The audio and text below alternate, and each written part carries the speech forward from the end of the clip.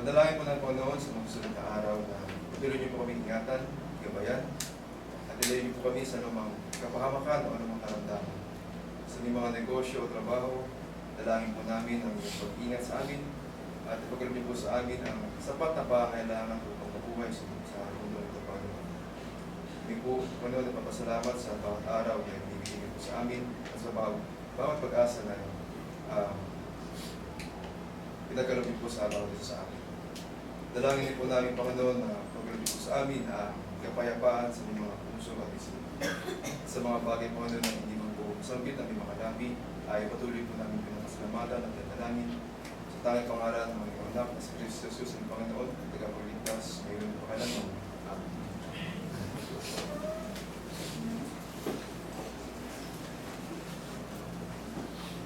Balita po. Ito lang po kayo.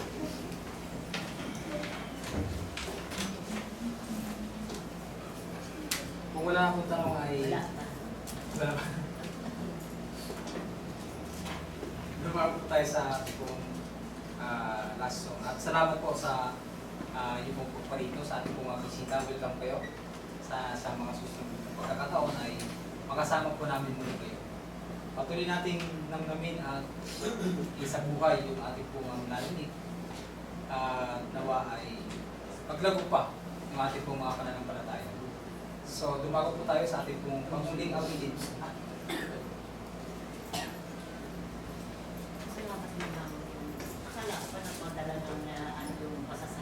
Sorry. Yung pong preacher ng thank you po for sa pagpapaalala. Nagpapasalamat po yung preacher ng saan yung sister? Jensan. Na nagpadala po ng tulong ang Imos Church of Christ sa kanila dahil nalindol po ang pagkadian. So salamat sa may mga kapatid po na nagbigay din ng tulong doon. Ipinapabot po nila ang pusong pasasalamat. So hanggang ngayon, nakakachat po yung preacher doon. Medyo nakakabangon na sila ng konti-konti. Parang sila pa rin po sister ng church. So yan, pinapabot nila ang kanilang pasasalamat. So kung wala pong tanong ay yung mga bisita natin. Apo, winilang po. Ilang po na sa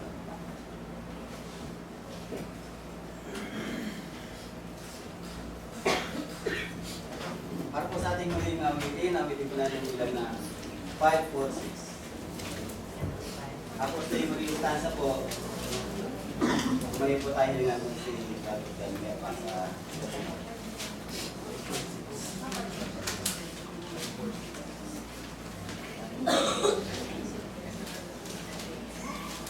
the way of the cross leads gone by the way of the cross. Ready? Sing. I must needs go home by the way of the cross. There's no other way but this. I shall never sight of the gates of light. In the way of the cross I miss. The way of the cross leads home. The way of the cross leads home.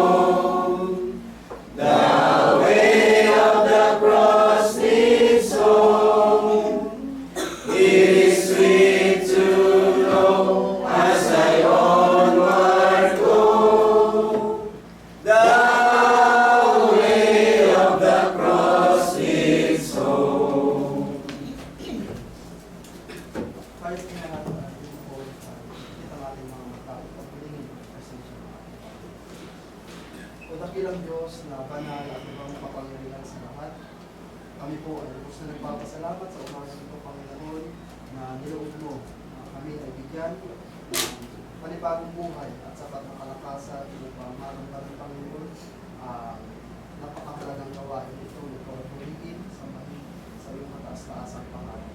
Salamat po sa mga pagpapala, biyaya na aming natanggap sa araw-araw, Panginoon, at pinagpapasalamat po namin ang mga biyaya na aming natatanggap sa mga susunod na araw. Ganun din naman sa patuloy na paggabay mo sa buhay ng bawat isa, sa pagbibigay ng ginhawa sa bawat pamilya, Panginoon, na narito na aming mga kapatiran, kami po ay ipapasalamat po, Diyos.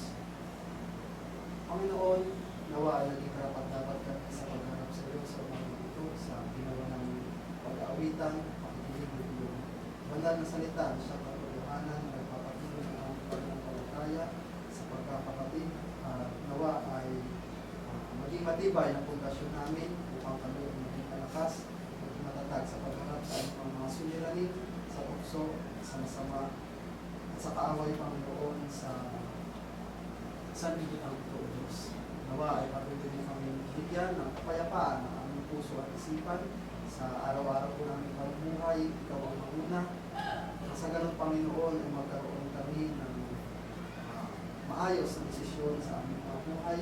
Magwasan namin na kontrolin ang aming mga negatibong emosyon, Panginoon, upang kami ay maging mabuting ehemplo sa harap ng aming mga kapwa.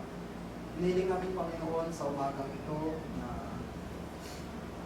nawa ay patuloy mo kami kabayan at ingatan sa araw-araw po. Patuloy mo kami pagpalain sa mga bagay na hindi namin kailangan at ibigay mo ito ng naaayon sa iyong kalooban, Panginoon. Ganun din sa mga pagkakasala at pagkukulang ng bawat isa na hindi masumpungan sa amin. Nawa, Panginoon, ibigay mo ang kapatawaran, pagkukulin mo kami ng banal ng Dugo at Espiritu, kami patawarin mo, kami iyong linisin, Panginoon, sa araw-araw ng pagkakasala.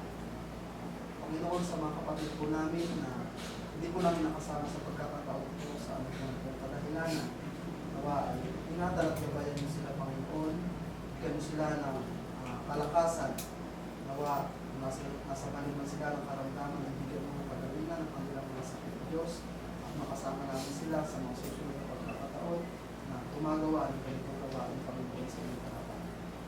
Sa aming mga kapwa din po, Panginoon, na patuloy na naniniwala at palataya sa inyo, sila ay gabayan at ingatan mo.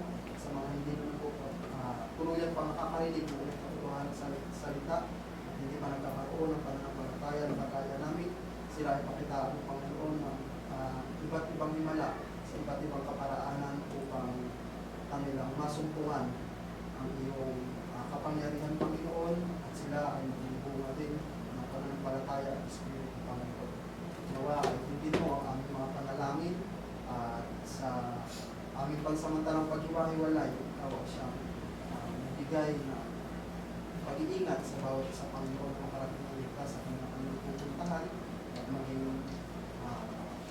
maayos nawa paglipas ng araw sa amin sa pagkakataon ng Panginoon. Hindi po namin ang sapat na kalakasan at buhay sa mga susunod na araw, Panginoon, kung ano ang pagkakataon sa amin.